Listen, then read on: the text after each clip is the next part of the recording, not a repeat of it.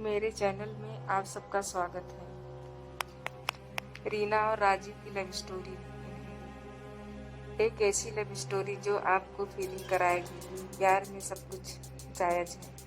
राजू और रीना की पहली मुलाकात कॉलेज के दिनों में हुई थी। रीना की आंखों ने पहली नज़र में ही राजू को अपने प्यार के जाल में फंसा लिया था और राजू भी बिना कुछ सोचे समझे उसकी तरफ खिंचता जा रहा था। धीरे धीरे यह प्यार परवान चढ़ने लगा।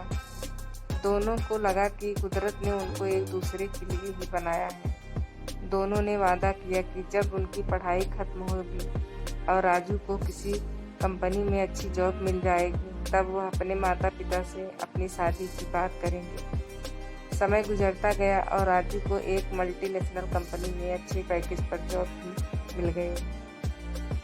राजू रीना को बहुत प्यार करता था और रीना भी जान से ज़्यादा राजू को चाहती थी। और एक दिन दोनों ने अपने माता पिता के समक्ष अपनी शादी का प्रस्ताव रखा, लेकिन शायद किस्मत को कुछ और ही मंजूर था।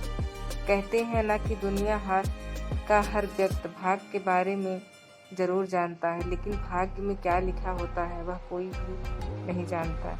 रीना के माता पिता किसी भी हालत में अपनी बेटी का हाथ राजू के हाथ में देना नहीं चाहते थे, क्योंकि दोनों की जात अलग थी और रीना के पिता अंतरजातीय विवाह में बिल्कुल भी भरोसा नहीं करते थे। उन्होंने यह रिश्ता पसंद नहीं था।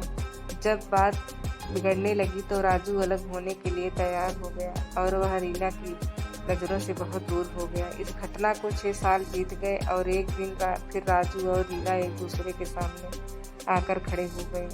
लेकिन अब हालात पूरी तरह बदल चुकी थी। दिनेश नाम के लड़के के साथ रीना की सगाई हो चुकी थी। रीना अपनी पिछली जिंदगी और पहले प्यार को पूरी तरह भुला चुकी थी और अपने नए जीवन की शुरुआत करने जा रही थी, लेकिन राजू तब भी उसे भूल नहीं पाया था।